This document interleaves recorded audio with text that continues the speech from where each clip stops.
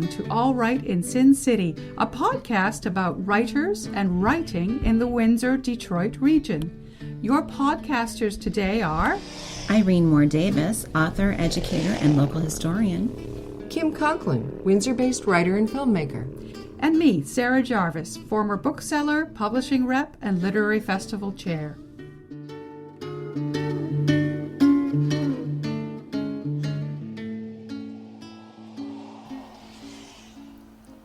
Our featured guest today is Emma Odrach. Emma Odrach is an author and literary translator from Toronto who now calls Windsor home. Alaska or Bust and Other Stories was published by Crimson Cloak. Our featured guest today is Emma Odrach. Emma Odrach is an author and literary translator from Toronto who now calls Windsor home. Alaska or Bust and Other Stories was published by Crimson Cloak Publishing in Missouri in 2017. Her translation of the novel Wave of Terror, written by her late father, Theodore Odrach, and dealing with the Stalinist occupation during World War II, was published by Chicago Review Press in 2008. She won an honorable mention from the Translation Center at Columbia University for a book of her father's stories. Her new novel, The Bank Street Peeper, was released in November 2021 by Adelaide Books of New York City and Lisbon. Emma's translation of her father's Village Teacher and Other Stories will be published by Glagoslav Publications, a United Kingdom and Dutch press. Many of her works have appeared in journals such as Connecticut Review, Scrivener, The New Quarterly, Antigonish Review, Yukon, North of Ordinary, The Penguin Book of Christmas Stories, edited by Alberto Manguel, and translation at Columbia University, just to mention a few. She is currently working on her next novel and a translation. Welcome, Emma. Thank you. Thank you so much for having me. I'm excited to be here. Well, we're glad to have you. Let's start with your recent relocation. You're a lifelong Toronto resident who moved to Windsor just prior to the start of the pandemic. Why did you and your family choose to move to Windsor, and how has the experience been so far? Well, the experience has been super. It's been great. And basically, we were looking to get out of Toronto. It was just getting too hectic, too crazy. And we thought it would be a good move. And our kids, who are adults, were also looking for a place. And then we thought, well, we'll find a city or a smaller city that we could live in together, but not in the same house. So my younger daughter had a friend who was going to the University of Windsor, and they were communicating while my daughter was at McMaster, and her friends was telling her how much fun she was having in Windsor. And we never even thought of Windsor. And then I said to my daughter, okay, let's look at Windsor. So we got in our car and we drove to Windsor, and we liked it. We loved the river. Detroit is just incredible. And so we thought, this looks like a good place. And so we got a real estate agent. We started looking around. We liked the history. We liked the setup of the streets. I loved how the streets are kind of all ribbon, because of the farmer, the ribbon plan, the French farmers originally, I guess the settlers had, because they wanted the riverfront, these long streets emerged. And now today they're all named after the farmers, like Pilette, Rillard, Oulette. And I don't know, there's so many aspects of the town that we liked a lot. Ford City, for example, the history there.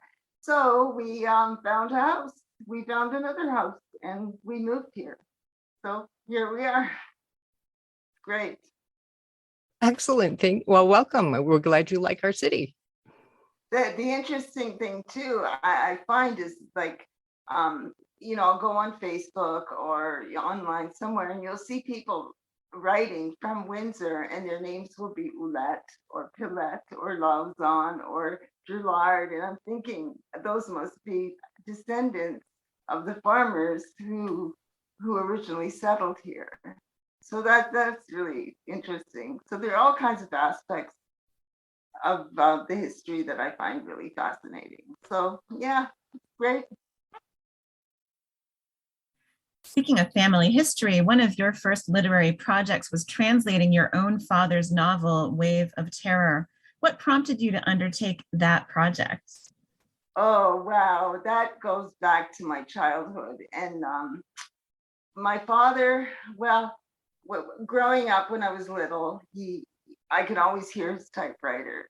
And we transferred our living room into his office. And he would just, before work, he would be typing away. And then when I go to sleep, I'd hear him typing away. But I didn't really know what he was typing, but I always poked my head in as a child and I said, Daddy, I hope you make a happy ending. And he said, don't worry, yes, all happy endings. But it wasn't true, but that's what he told me. But anyway, he died when I was 9. So I never really understood what he wrote because, of course, I'm Canadian, born in Canada, and he wrote in Ukrainian, but he was from Belarus, which, it's Eastern Europe. And so when he died, his books were published.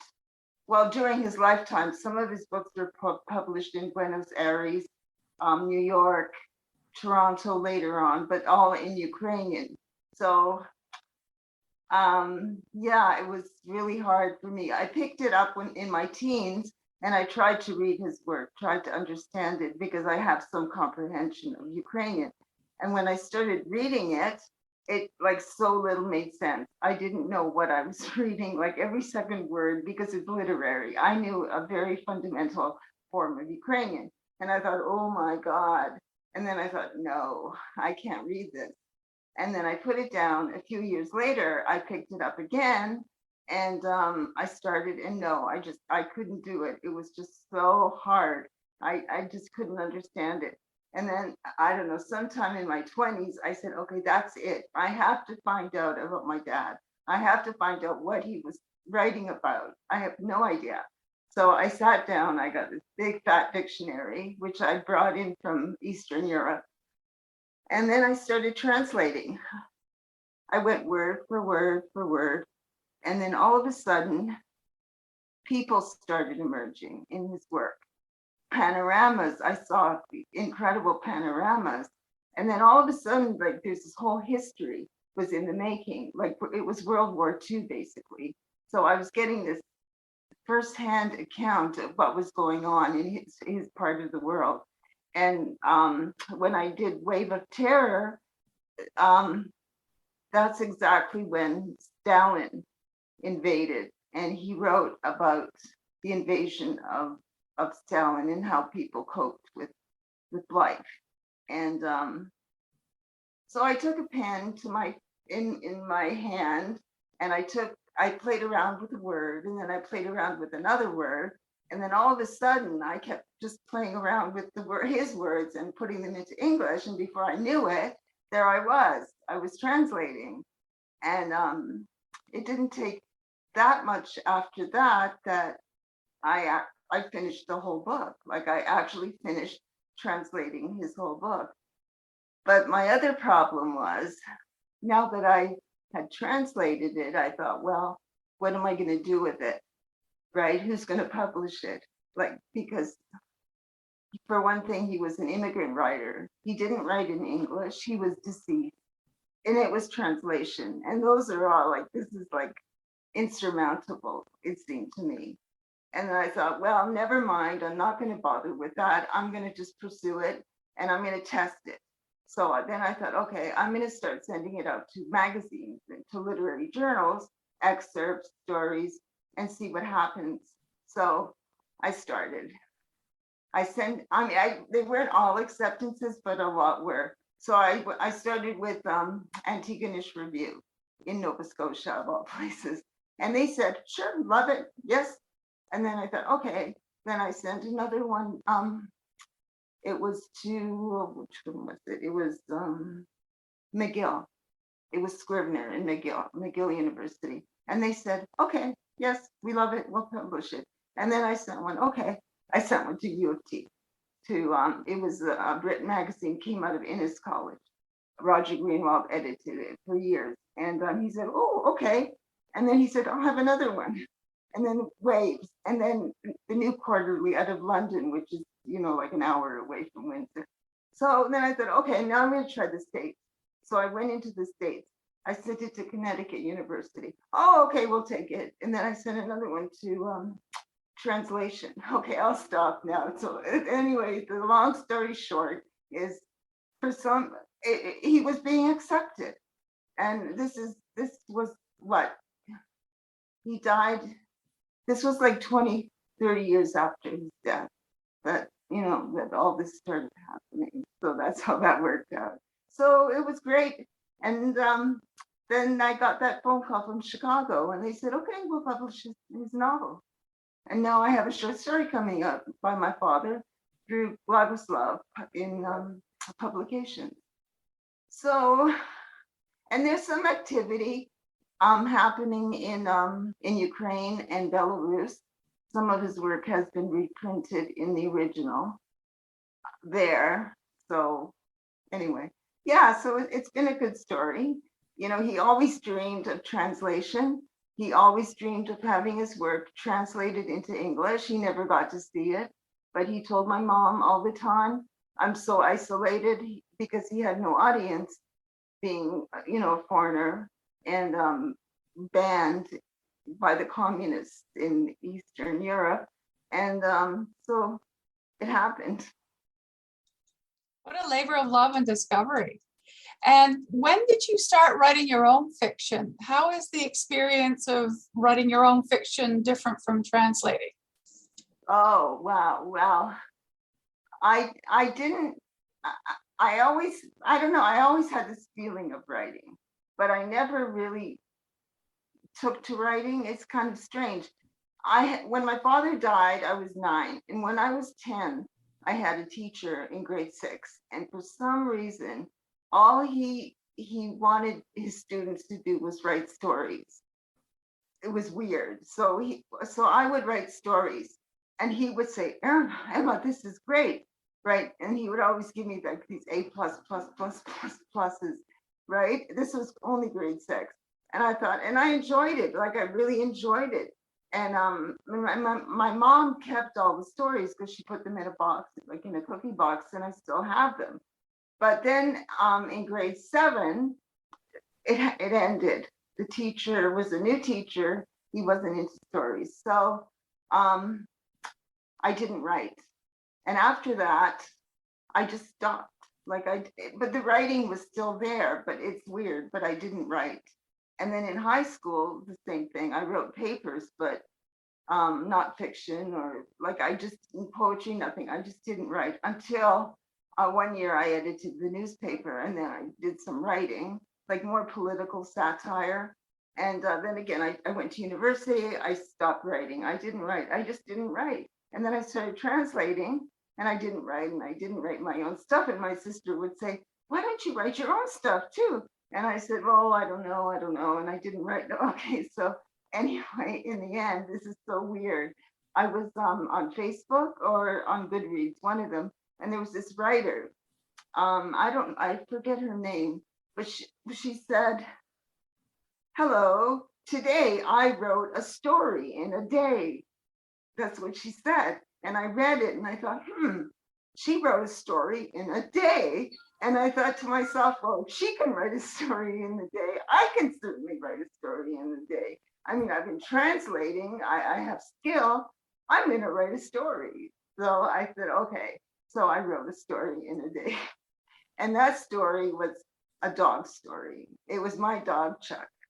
Well, let's talk about the novel. The Bank Street Peeper is a novel of linked stories set on the street where you grew up in Toronto. Did the idea for the book start with the setting or with the character of Reginald Rutley? And how did you go about developing the characters? Oh, well, I think it started mostly not with Reginald and not with the street, but like with the people.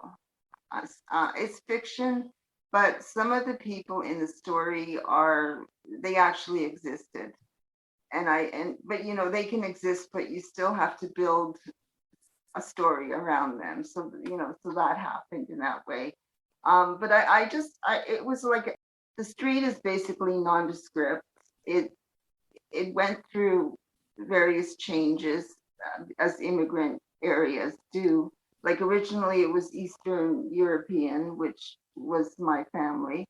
And then, they moved out to, to better places. So I kind of document that, but it's not about that. It's just things that these people did, and the way they tackled life on a day-to-day basis.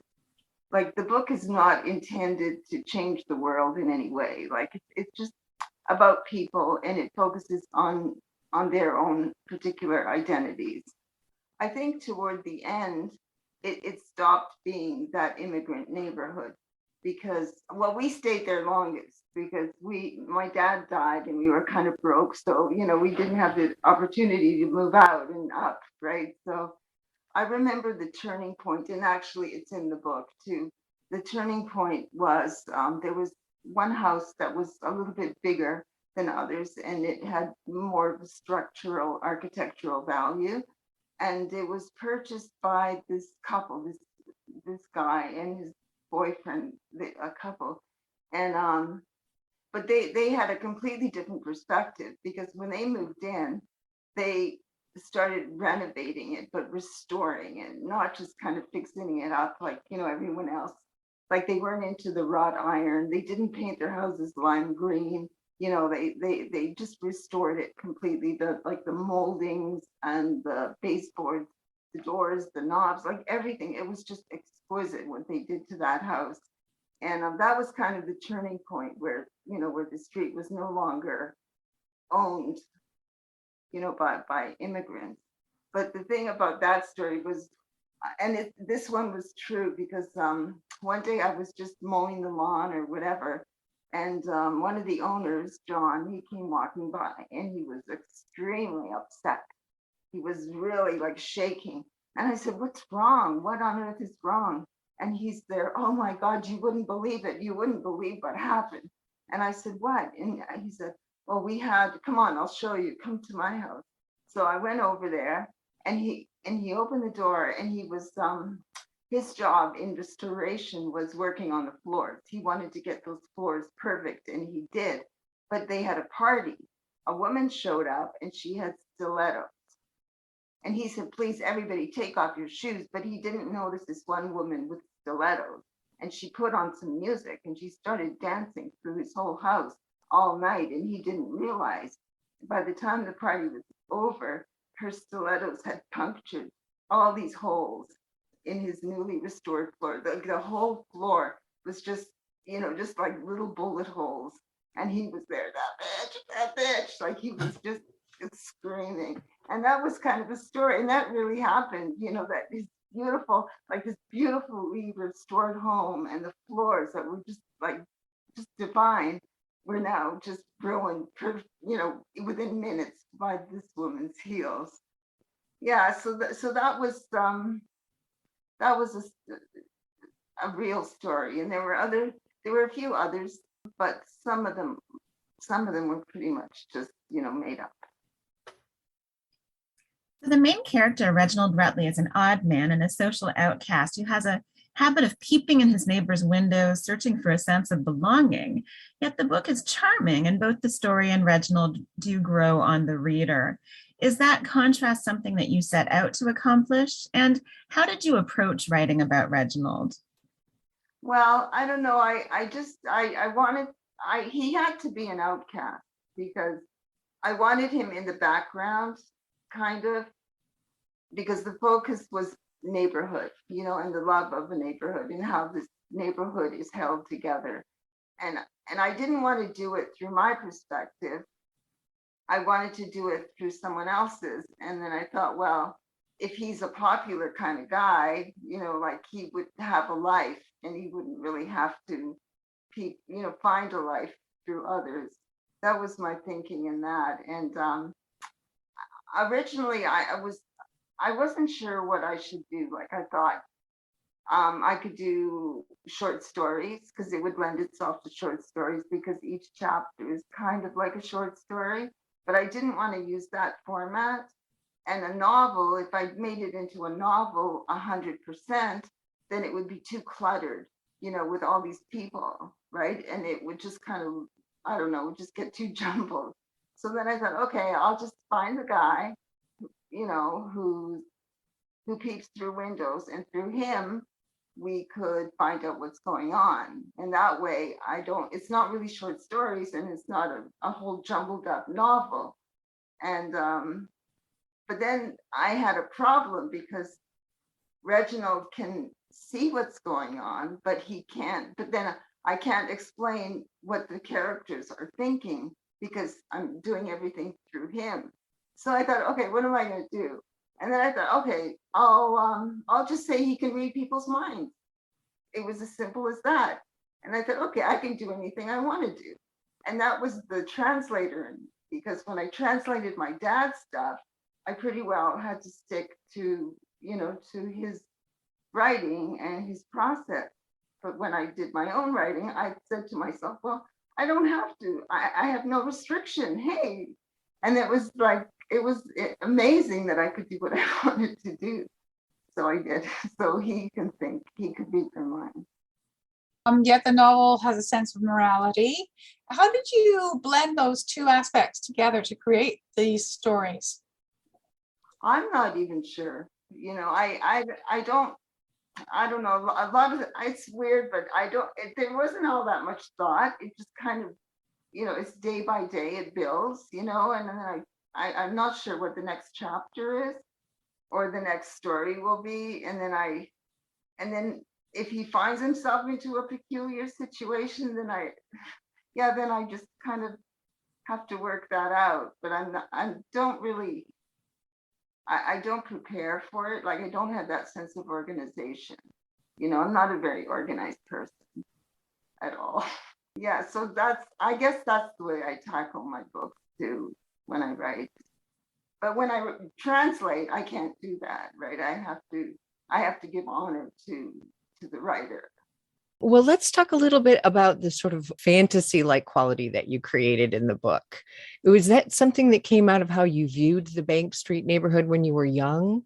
Or perhaps was it something, you mentioned your sister Ruta, who was an accomplished artist and she loved painting sort of charming, colorful inner city scenes. Was that one of your influences? Where did you draw from to create that sort of fantasy world, that other world? I think it was more like I wanted to give the neighborhood a specific life, because a lot of neighborhoods, some are more well-to-do than others, and some like Bank Street, the whole area was not the type of place you would go shopping, or it was not the type of place you go out of your way to visit. Like, it was either you knew somebody there or you were cutting across town. It was in a lot of ways, it was kind of bleak. It was not attractive in any way. But if you knew it from within, then you could see that it had its very special qualities. Like, I'm sure most neighborhoods, right? They've all got everything everywhere has something. And I wanted just to highlight something that was very ordinary and very extraordinary. And some of the stuff that people did was just crazy, and they did it like it was the most normal thing in the world. I think my sister had the same kind of, like, she was an artist and architect, and she ended up painting several of the shops up the street in the business area, and they're very interchangeable, with my stories and some of her paintings, of the barber shop and the little horse in the barber shop. And yeah, so I think it's just a love of a neighborhood that is special from within. But if you pass it by, it looks ordinary. The language in this book is really distinctive. It's really simple and packed with a whole range of emotions. How did you think about the language and the voice that you were using while you were writing this book?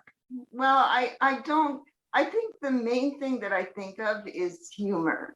Like I have to inject it somewhere along the line. I don't know why, but it's just there. And when I did some writing when I was in high school, I remember that it was always, there was an element of humor. And I noticed too in my dad's writing too, there's, as bleak as the history was, of occupation and oppression and all that, there's always a sense of humor. And I don't know if it's something that's genetic in me, because every Eastern European, for example, because of the censorship and, the oppression, they always have to have humor to battle, or irony, or, satire to battle whatever, so that they don't get imprisoned. So I think the humor part, that I think that's the biggest part in my work. And what can you tell us about the novel and translation project you're currently working on? It's short stories. They a lot of them, I would say, like maybe 60% of the book has already been published in magazines. World War II stories, but it's not about war so much. It's about people. My dad was interested in people, and one of the things that my mom said that he always said was, he always wanted his characters to be alive. And she would always say, "Are my characters alive? Do you feel my characters?" And if she said no, she was his biggest critic, then he would really work on it, right? So a lot of his work is, people in sometimes horrific situations and how they survive. But it's war.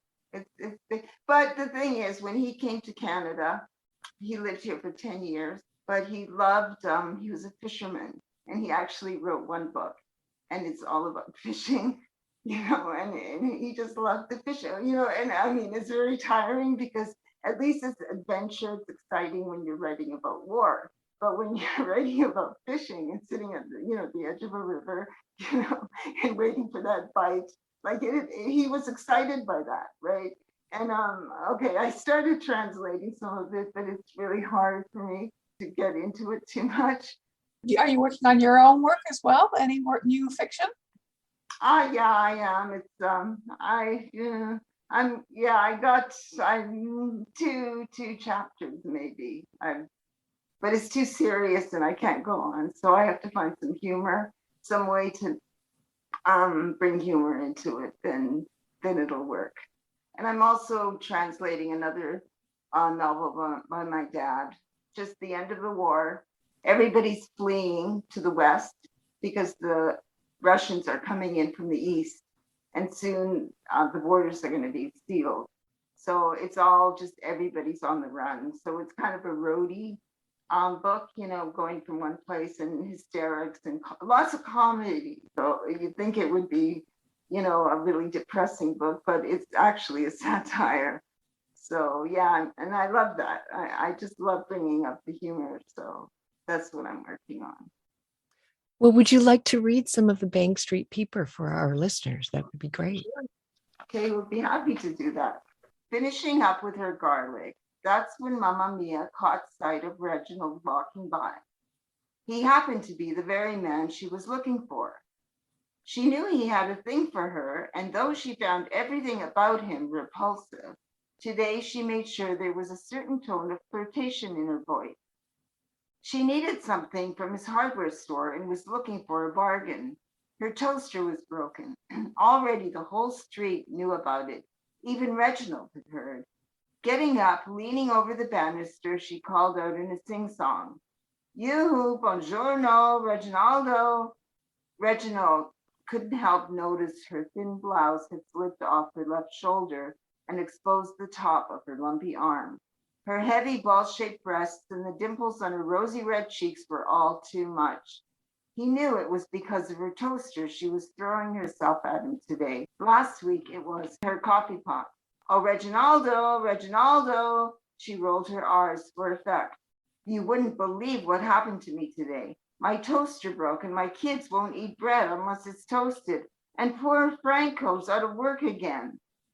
Then sighing, "What's a poor woman to do?" Reginald pretended not to know of her troubles, but of course he knew everything. In fact, he had already that morning prepared what he wanted to say to her. "Not to worry, Mamma Mia. Come to my store first thing tomorrow and I'll show you what I've got. I'm sure we can make some kind of arrangement." Mamma Mia's eyes lit up at once and she clasped her chest. She couldn't have been more pleased. She had struck up a deal, and so fast. With her mind on her toaster, little did Mamma Mia know Reginald, like herself, was up to something. As it happened, he had a plan for her, a sort of trap, one she was guaranteed to fall into. Yet something was brewing inside that head of his, something so unimaginable, it bordered on the absurd. Mamma Mia would come to learn she was essential to him, more so than he to her, and the toaster, crazy as it may sound, would be at the center of it all. And it was all about having a baby. Reginald had had baby fever for quite some time. It was inexplicable to him, really, but seeing Mamma Mia pregnant and so often awakened in him a craving such as he had never known. He wanted to feel the pride and importance of having fathered a child, and more than anything, being single and with no prospects of a married life, he wanted an heir. He wasn't fussy either, a boy, a girl, it was all the same to him. He would impregnate Mamma Mia, he decided. As long as his approach remained a practical one, he was confident he would be able to win her over. This is the way he figured it. Mamma Mia was forever short of cash, and he, being well positioned and proprietor of a local business, could easily establish a kind of control over her poverty. Should she have a baby with him, he would offer her unlimited free line of credit at his store. He would make generous monthly child support payments, and in the end, the child would inherit his entire fortune, which was considerable. Mamma Mia would get more than she ever dreamed of. That she was the type to be tempted by money only gave him hope. But what about Franco, Mamma Mia's husband? Reginald had that one figured out too. Right from the start, Mamma Mia could simply let him assume the baby was his, or if she preferred, she could easily hide her pregnancy with her obesity and then give the baby to him to raise. He would leave that up to her. Next morning, bright and early, Mamma Mia, grabbing her purse and hat, hurried up Duffin Street to Reginald's door. Moving with a heavy tread upon the pavement, she had forgotten to powder between her hefty thighs, and now there came a burning sensation from all that rubbing. She paused briefly to catch her breath. The street was heavy with rush hour traffic, cars, buses moving every which way. Her mind was on the toaster, and she worried Reginald might have forgotten about it. When she finally reached the store, she was excited to see it placed by the cash register as if waiting for her. It was magnificent, stainless steel with 5 toast settings and good for 4 slices at a time. Mamma Mia had never seen anything like it, but it looked expensive, and she worried she wouldn't be able to afford it even at a reduced price. Reginald, behind the counter, was smiling, but it was a crafty smile. That morning, he had practiced everything he wanted to say. Hello, Mamma Mia. I see you've already seen this toaster. Well, it's yours. And not only that, but today is your lucky day because it's yours for free. I hope you don't mind that it's last year's model. Mamma Mia clasped her hands. Last year's model? No, I don't mind. No, not at all. And you say it's free? I never heard of such a thing. How generous of you. Reginald watched Mamma Mia closely. Her frock had a hole in it, which she tried to hide with patchwork. The soles on her shoes were worn and thin, and her brown leather purse had seen better days. Yet at the same time, he noticed she was trying to maintain an air of dignity with her hair washed and combed, mascara on her lashes, and lipstick on her mouth.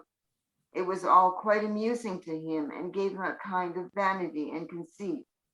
Everything about her was wonderful. She was so womanly, so finished, so complete. If anyone could give him a baby, it was Mamma Mia. With her, his dream would be realized. As he was about to come out with what was on his mind, suddenly standing there face to face with her, it made that much more difficult. His legs started to wobble and a perspiration built on his brow. Her poverty and obesity, unlike a few moments ago, now made him jittery, and everything about her intimidated him. He was sure beneath her flirty facade, she felt him an object of repulsion, a man to be disdained. but he had to be brave. He began his approach in a roundabout way.